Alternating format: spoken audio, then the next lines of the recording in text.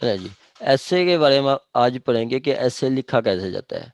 सबसे पहले ऐसे के जो पार्ट्स हैं, ऐसे के 3 पार्ट्स हैं। पहला इंट्रो, सेकंड बॉडी और थर्ड आपका कंक्लूजन। ठीक है, पहला इंट्रो, बॉडी और कंक्लूजन। ठीक है, इंट्रो में आपने ऐसे के बारे में जो भी मतलब आप लिखना चाहते हैं वो सारा कुछ बताना है, कि जो आपके पास थॉट्स हैं, जो आपके पास जो पूछा गया वो सारा कुछ आपने लिखना है। साथ इंट्रो की आखिरी जो लाइन होती है वो आपकी एक थीसिस स्टेटमेंट होती है, उसको थीसिस स्टेटमेंट कहते हैं। आखिरी लाइन जो होती है, आखिरी जो फिक्रा होता है वो थीसिस स्टेटमेंट होता है। वो थीसिस स्टेटमेंट पे आप जो 3 ऑप्शन होते हैं, या तो उस जो व्यू है उससे आप डिसएग्री करेंगे, या एग्री करेंगे, या पार्शली एग्री करेंगे, पार्शली डिसएग्री करेंगे। ठीक है, जैसे वो कहते हैं gender equality is a myth, आप इससे एग्री भी कर सकते हैं। ठीक है, आप डिसएग्री भी कर सकते हैं, और पार्शली एग्री और पार्शली डिसएग्री भी कर सकते हैं। ठीक हो गया, पार्शली एग्री और पार्शली डिसएग्री होते हैं। यही थीसिस स्टेटमेंट को आपने प्रूव करना है। थीसिस स्टेटमेंट को आगे आपने प्रूव करना है कि ये, हाँ जी, मैंने आपने कहा कि हाँ जी gender equality is a myth. ठीक है, जेंडर इक्वालिटी, पाकिस्तान में जेंडर इक्वालिटी मिथ है कि यहाँ पे मतलब वुमेन्स के साथ नार्मल सलूक रखा जाता है, उनको प्रॉपर सैलरी नहीं दी जाती, वो उनको जॉब्स नहीं दी जाती। यही आपने लिखना है, तो फिर आगे उसको सारा प्रूव करना है। ठीक हो गया। इंट्रो आपका 8 से 9 मतलब लाइनों पे या सेंटेंसेस पे होना चाहिए। ठीक है, इससे ज़्यादा नहीं होना चाहिए। उसके बाद इंट्रो में जो चीज़ें आपने डिस्कस करनी है वही आगे लेके जानी है। इंट्रो में जो लिखा है आपने उसको आगे फर्दर एक्सप्लेन करना है। जो इंट्रो में नहीं, मतलब जो चीज़ नहीं लिखी तो आगे उसको आपने टच नहीं करना। ठीक है, आपका इंट्रोडक्शन मेन चीज है। इंट्रोडक्शन ही आपका जो मतलब एग्जामिनर पे गुड इंप्रेशन डालता है, कि वो आपका और कुछ पढ़े ना पढ़े, इंट्रो लाजमी पढ़ता है। एग्जामिनर और कुछ पढ़े ना पढ़े, आपका वो अ, आपका और कुछ पूरा ऐसे पढ़े ना पढ़े, इंट्रो लाजमी पढ़ता है। ठीक हो गया। अच्छा, उसके बाद आ जाती है बॉडी। बॉडी मतलब में आगे आप वही इंट्रोडक्शन को आगे एक्सप्लेन करते हैं। बॉडी के लिए हर एक पैरा होता है। जैसे ये देखें कि इंट्रो आ गया, उसके बाद आपकी बॉडी में ये आ जाती हैं कि उसकी काजेज ऑफ करप्शन है, उसके अलावा उसकी रेमेडीज वगैरह। अच्छा, काजेज ऑफ करप्शन के बाद ये आपने एक टाइमलाइन बनाई कि इस वजह से करप्शन हो रही है, कि इलिटरेसी है, फ्यूडल माइंडसेट है, पॉवर्टी है, लैक ऑफ ट्रांसपेरेंसी है, अब्सेंस ऑफ अकाउंटेबिलिटी, ये चीजें हैं। अच्छा, अब आपने ये इलिटरेसी को अगर फर्दर एक्सप्लेन करना है, ठीक है, तो वो कैसे एक्सप्लेन करेंगे? इसको आप आगे आपने कैसे एक्सप्लेन करना है? वो इसके लिए एक फार्मूला है पीन का। पीन का मैं फार्मूला बताता हूँ। ये अब आपका समझ ले, मेन बॉडी स्टार्ट हो गई। ठीक है, मेन बॉडी स्टार्ट होगी तो उस पर आपने ये देखें, यहाँ से ये इलिटरेसी है। ठीक है, यहाँ पे ये तो एक जनरल बुक है, जनरल उन्होंने बता रखा है। ठीक है, बाकी अपनी आप रिसर्च कर सकते हैं, अपनी रिसर्च देखें। अच्छा, वो ऐसे में आपका कंटेंट मांगते हैं, अच्छा कंटेंट होना चाहिए। मतलब कंटेंट क्या है कि वही मटेरियल, वही आइडियाज, वही थॉट्स जो कि आप किसी भी टॉपिक पे रखते हैं किसी भी टॉपिक पे आप रखते हैं।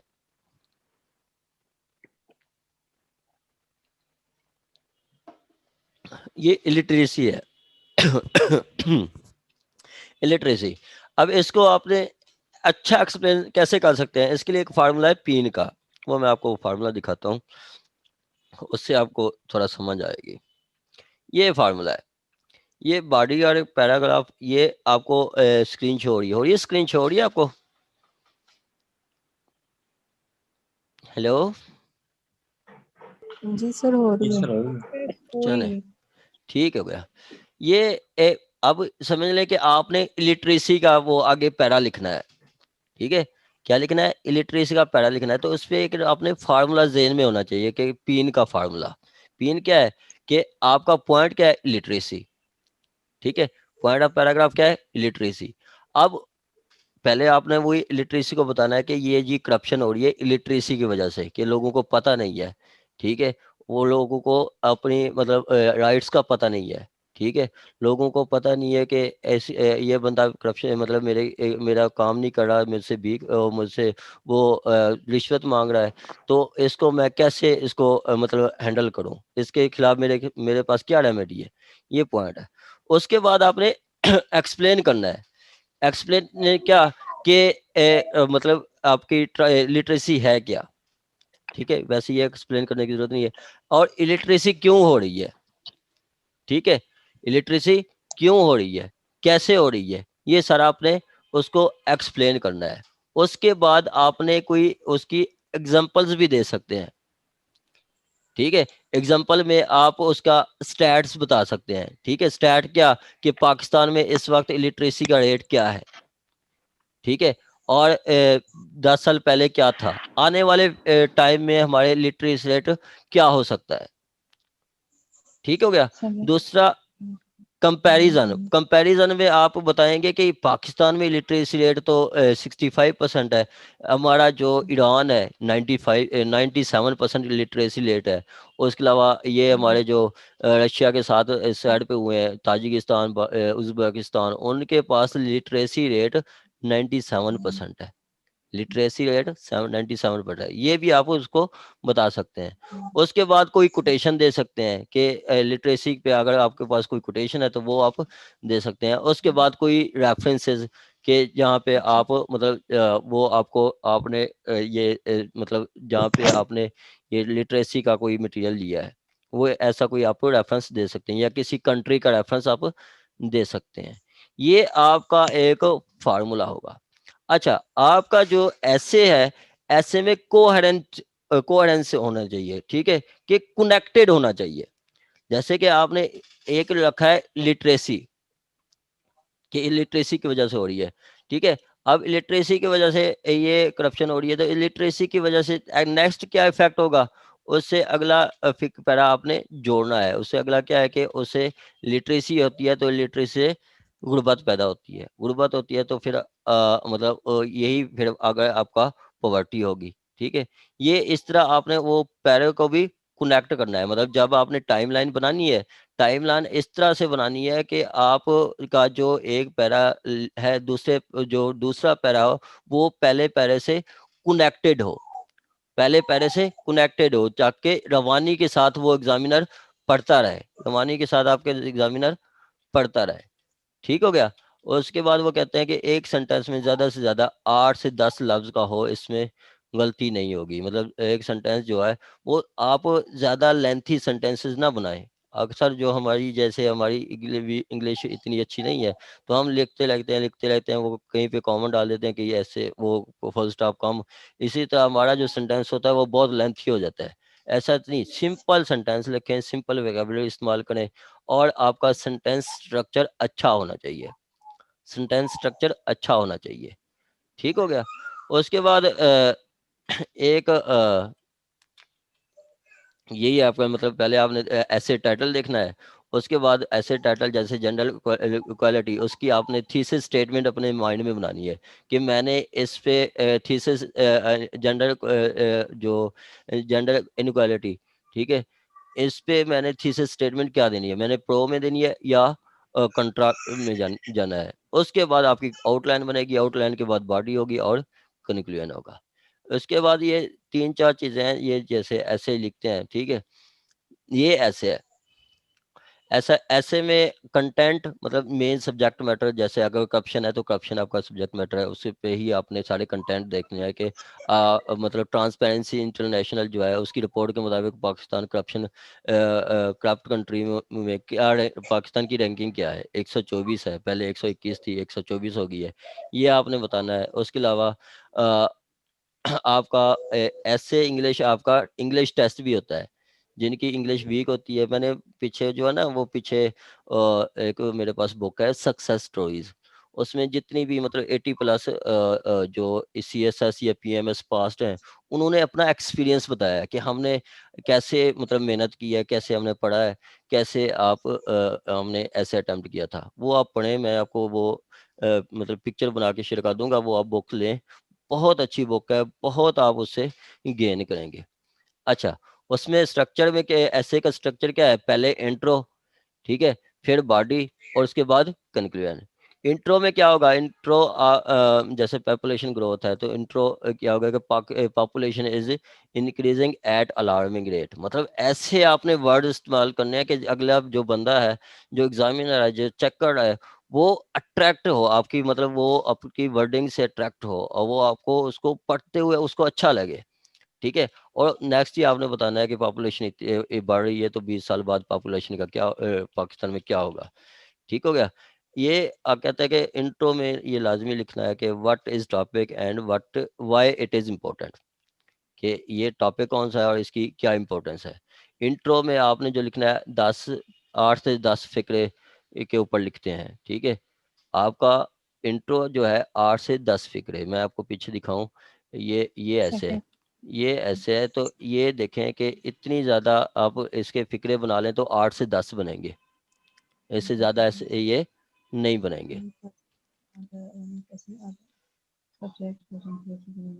Subject to provisions of the fee equity where when any person other than a person accused of a non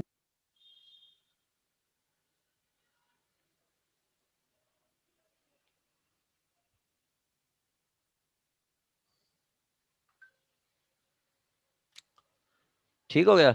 आगे कहता है कि आपका इंट्रो होगा, इंट्रो में आपका जो लास्ट स्टेटमेंट होती है वो लास्ट फिक्रा होता है, आखिरी लाइन जो होती है वो थीसिस स्टेटमेंट होती है। थीसिस स्टेटमेंट ये बताना है कि आप इस टॉपिक के हक में हैं या मुखालिफ हैं, या पार्शली हक में या मुखालिफ हैं, ठीक हो गया। उसके बाद आपने जो आखिरी आपकी थीसिस स्टेटमेंट होगी, उसमें आपने जैसे इन जनरल क्वालिटी है, तो थीसिस स्टेटमेंट में ये आपने बताना है कि आप इसके हक में हैं या नहीं। आगे ऐसे जो है वो थीसिस स्टेटमेंट को ही आगे लेके चलता है। अगर आप कहते हैं कि ये मतलब पाकिस्तान में जेंडर इक्वालिटी है, तो इसको आपने ऐसे लॉजिकल पॉइंट्स देने हैं कि वो आप बताएंगे कि लास्ट में प्रूव करेंगे कि हाँ जी वाकई इसमें है, कि मतलब मतलब मसलन थीसिस स्टेटमेंट में आप जेंडर इक्वालिटी के हक में हैं, वो तो उसके बाद ऐसे इसके खिलाफ नहीं होना चाहिए। थीसिस स्टेटमेंट में आप कह रहे हैं कि आप थीसिस स्टेटमेंट में कह रहे हैं कि पाकिस्तान में जेंडर इक्वालिटी है। आगे जो पैराग्राफ लिख रहे हैं कि पैराग्राफ में आप लिख रहे हैं कि पाकिस्तान में जेंडर इनइक्वालिटी नहीं है, तो ये आपका सारा ऐसे वो क्रॉस कर देंगे और आपको 0 मार्क्स मिलेंगे, ठीक है। तो सर, ये जो थीसिस स्टेटमेंट है ये इंट्रो के एंड में देनी है हमने पहले। जी मैडम, इंट्रो के एंड में मैं आपको इधर थीसिस स्टेटमेंट पढ़ाता हूँ। ये सबसे को मैं यही रिकमेंड करता हूँ, ये बहुत अच्छी बुक है, ये नासिर जमाल शाह की जो बुक है बहुत अच्छी बुक है। वो कहता है the cancer this cancer can only be cured when citizen stand its up, ठीक है। It is said where there is way there is where there is a will there is a way, ठीक है। But reality is the nation facing this issue, one may easily find corruption in different fields and this cancer. वो मतलब कह रहा है कि हाँ जी corruption है, और इस करप्शन को ख़त्म करने के लिए ये सिटीजन को स्टैंड करना होगा, ये उसकी थीसिस स्टेटमेंट है, ठीक है। करप्शन वो कहता है कि एक मर्ज है, और इसको स्टैंड ख़त्म करने के लिए सिटीजन को स्टैंड करना होगा, ठीक है। और आगे आप देखेंगे तो वो सारा यही बताएगा कि आपने ये करप्शन को ऐसे खत्म करना है, करप्शन को ऐसे खत्म करना है, करप्शन को ऐसे खत्म करना है। कहीं पे भी पूरे ऐसे में कहीं पे वो ये नहीं फेवर करेगा कि करप्शन को, कोई ऐसा फिक्रा नहीं आएगा जो करप्शन को फेवर कर रहा हो। वो सारे जितने भी उसके पैरा होंगे वो करप्शन के अगेंस्ट होंगे, क्योंकि वो चाहता है कि करप्शन खत्म हो, करप्शन का कैंसर खत्म हो, ठीक है। आप ये बुक रखें, नासिर जमाल शाह की बहुत अच्छी बुक है, मैं मजीद भेजी हुई है, और फिर भी व्हाट्सअप कर दूंगा आपको। जी मैडम, नेक्स्ट क्वेश्चन आपका कोई?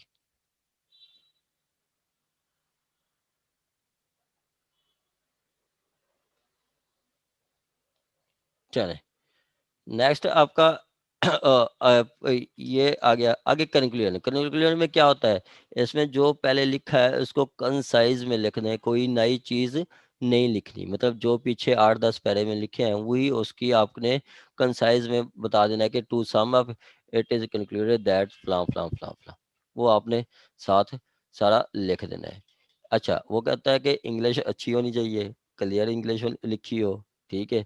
छोटे छोटे फिक्रे लिखें लेकिन समझ आना चाहिए, ठीक है। फिक्रे आप लंबे सेंटेंस बनाएंगे तो वो आपको भी नहीं पता चलेगा और उनको भी नहीं पता चलेगा। और ये अच्छी प्रैक्टिस है, उधर एग्जाम टाइम नहीं होता। मैंने 2-3 टेस्ट दिए, मैंने कभी दोबारा चेक नहीं कर सका मैं, क्योंकि टाइम ही नहीं होता।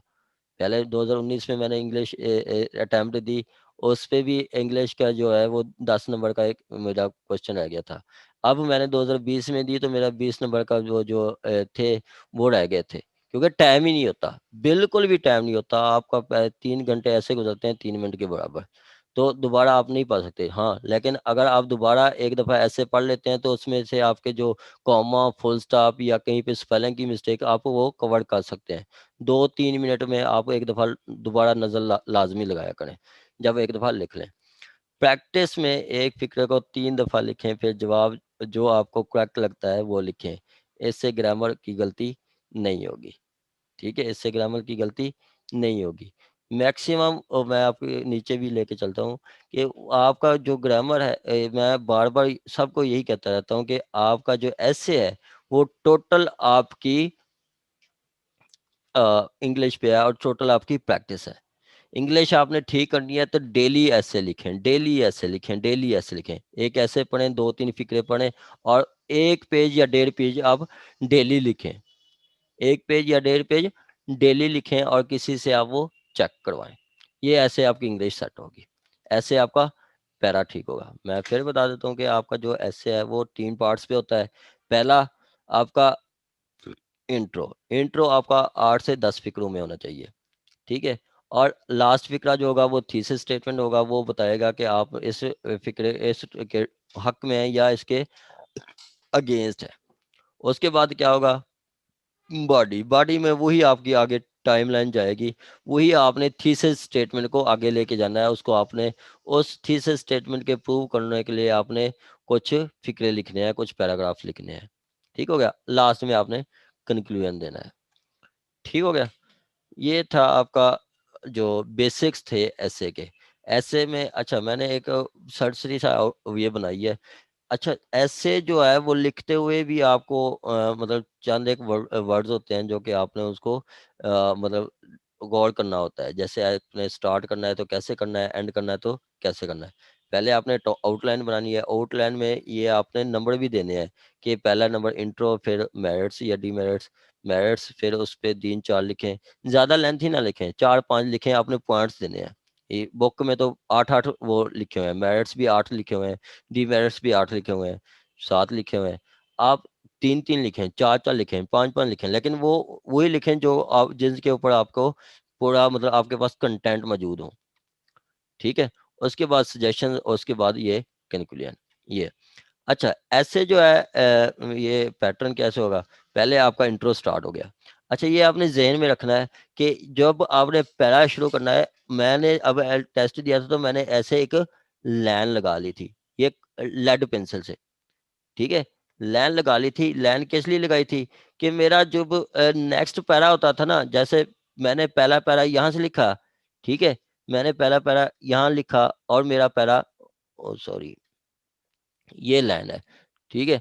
ये ओए होए, ये जो लाइव क्लास होती है वो बहुत अच्छी होती है। ऑनलाइन क्लास पे इतनी वो बंदा समझाने में तंगी होती है। लाइव क्लास में व्हाइट बोर्ड पे बहुत अच्छा समझ आ जाता है। ये देखें, ये मैंने लेड पेंसिल से लिख ली थी। मैंने पहला पैरा स्टार्ट किया यहाँ से किया, ठीक है। फिर मेरा दूसरा पैरा यहाँ पे खत्म हुआ, पूरा दूसरा पैरा यहाँ पे खत्म हुआ, तो फिर मेरा तीसरा जो पैरा था, नेक्स्ट पैरा 4, मैंने वो यहाँ से स्टार्ट किया, फिर मैंने यहाँ से लिखना शुरू कर दिया। ये इस तरह मैं आपको जैसे पीछे दिखाता हूँ, ये जो मैं आपको बताना चाह रहा हूँ वो ये चीज़ बता रहा हूँ। देखें, ये चीज़ मैं आपको बता रहा हूँ कि आपका पैरा जो है वो इसी लाइन में होना चाहिए। ये देखें, ये चीज़, ये ये आपने एक लेड पेंसिल से हल्का सा निशान लगा देना है कि आपका पैराग्राफ की जो है वो ऐसी वेव होनी चाहिए कि पीछे जी आप एक पैरा यहाँ से स्टार्ट करें, दूसरा यहाँ से पैरा को स्टार्ट करेंगे तो वो भी इंप्रेशन ही होगा, अच्छी प्रेजेंटेशन वो नहीं होगी। ठीक हो गया, ये चीज होगी। उसके बाद वो कहता है कि ये देखें कि आपका ये हो गया। उसके बाद जो मेरिट्स लिखने हैं, पहले पहले जो फकरा स्टार्ट करते हैं कहते हैं फर्स्ट ऑफ ऑल। ठीक है, फर्स्ट ऑफ ऑल या दी फर्स्ट एंड फॉरमोस्ट, ये ऐसे वर्ड लिखते हैं कि वो पता चलता है कि ये पहली मेन जो वजह है वो ये है। अच्छा, वो आपका स्टार्ट हुआ और आपका जो एंड होगा इस पैरे का एंड, हर पैरे का आपने वो कंक्लूजन लेना कि हाँ जी ये ऐसे है, सो दैट फलां फलां, सो दैट फला फला। ये आप आमिर नासिर जमाशल की बुक पढ़ेंगे तो वो आपको काफ़ी चीज़ें क्लियर होगी। अच्छा, इसके लिए मैंने आपको चंद एक वर्ड्स मैंने साइड पे भी लिख लिए थे। अब नेक्स्ट जो पैरा शुरू होगा वो अपने वर्ड स्टार्ट करना है मोर एवर, मोर एवर या सिमिलरली या फर्दर मोर या बिसाइड्स इट, या फिर आपका इसी तरह नीचे और भी है इन एडिशन टू दिस। ठीक है, in this in addition to this, in the same way, apart from it. ठीक है, इन द सेम फैशन। ये क्या है, ये नेक्स्ट जब फिक्रा स्टार्ट करेंगे तो उसके में ये आपने ये चीजें लिखनी है कि नेक्स्ट फिक्रा जो स्टार्ट करें वो पीछे मतलब बताएंगे कि पहले ये था इन एडिशन टू दिस फलां फलां, similarly, hence similarly and in the same fashion. ये आपके ने वर्ड्स लिखने हैं ताकि वो ये वर्ड्स जो है वो आपको पता चलता, उनको पता चलता है कि जी हाँ जी इसकी इंग्लिश अच्छी है और ये ठीक और मतलब सही लिख रहा है।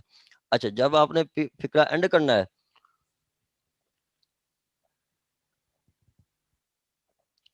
उसके लिए ये 5-7 वर्ड हैं। जैसे एंड होगा तो सो या हेंस या इस तरह थस या इन दिस वे।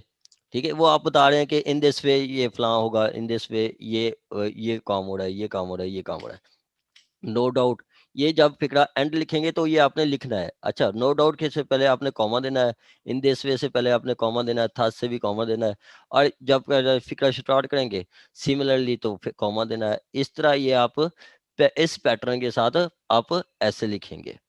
ठीक है, ये आपको पता चलेगा कि उनको पता चलेगा हाँ जी क्या है। अच्छा, ये भी देखें कि मैंने जो लिखा है वो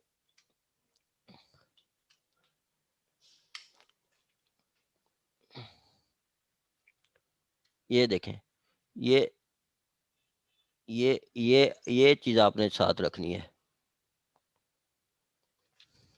कि वही मैं फिर आपको चीज बता रहा हूँ कि ये फर्दर मोर, ये आपका फिक्र है तो ये यहाँ से ये ऐसे यहाँ पे तो कोई मिस्टेक नहीं करना। फर्दर मोर ये आपने साथ इस तरह लिखना है।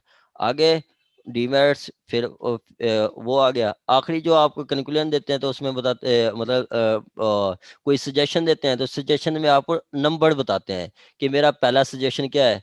फर्स्टली, ठीक है, फर्स्टली मतलब as every problem has some remedies.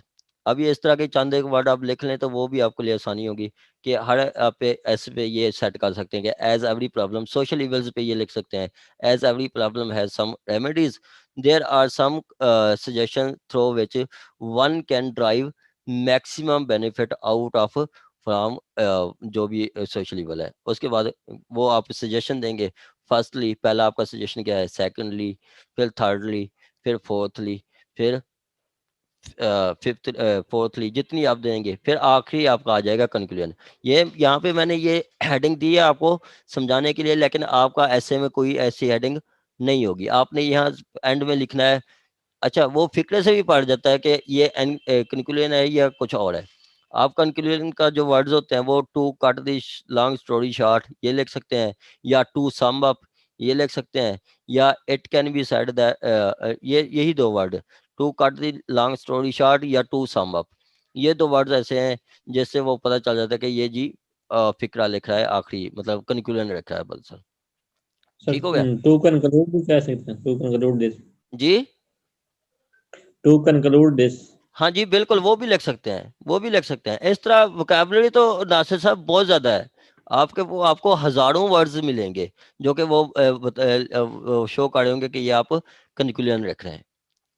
ठीक है, कंक्लूजन लिख रहे हैं। अच्छा, टाइम सेव करने के लिए आपको बहुत सारी चीज़ें होती हैं। जैसे मैं आपको बताता हूँ कि ये जैसे इसकी टाइमलाइन है। अब आपने टाइमलाइन बना ली, ये मैंने अपने अपने हाथ से भी एक टाइमलाइन बनाई थी।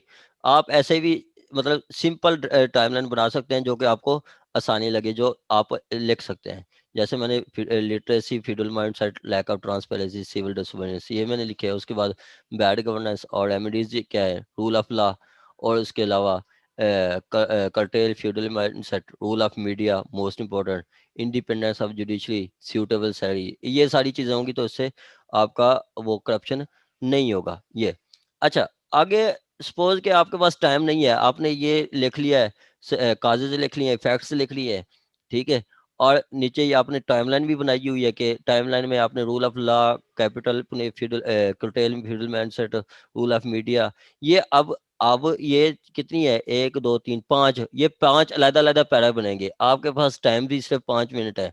5 मिनट में आप पैरा पैरे तो कभी भी नहीं लिख सकते, क्योंकि 1 2 मिनट तो लाजमी लगते हैं पैरा लिखते हुए, 4 5 मिनट भी लग सकते हैं। तो आपने क्या करना है, आपने आखिरी जो रेमेडीज हैं, ये 5 6 को एक पैरे में भी आप लिख सकते हैं।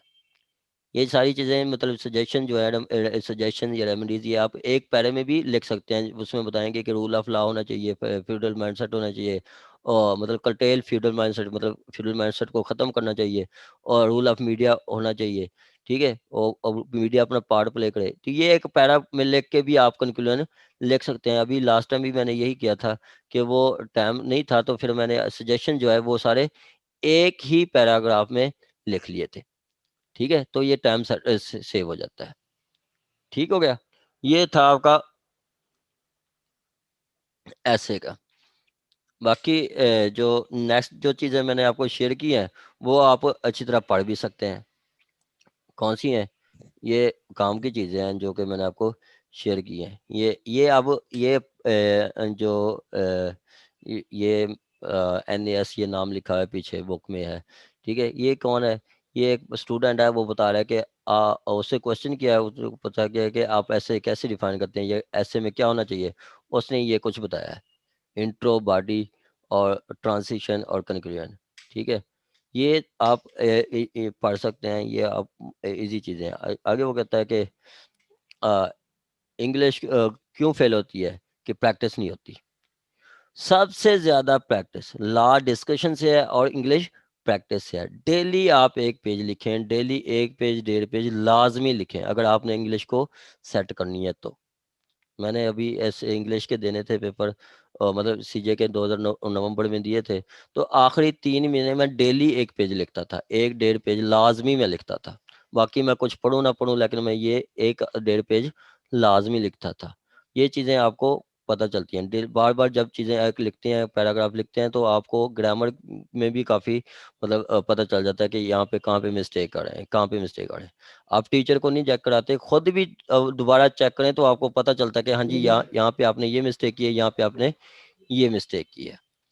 आगे फॉल्टी एक्सप्लेनेशन, आगे वो कहता है कि प्रेजेंटेशन आपकी कैसे होनी चाहिए, स्ट्रेटेजी टू प्रिपेयर ऐसे, ऐसे को कैसे प्रिपेयर करना है, कि आपका राइट टाइम ऐसे वीकली, ठीक है, और स्टडी डाउन रेगुलरली, आप डाउन न्यूज़ पढ़ सकते हैं, उससे आपकी वोकैबुलरी अच्छी होगी। 1 मिनट तक मीटिंग खत्म होगी तो फिर मैं नई मीटिंग स्टार्ट कर दूंगा।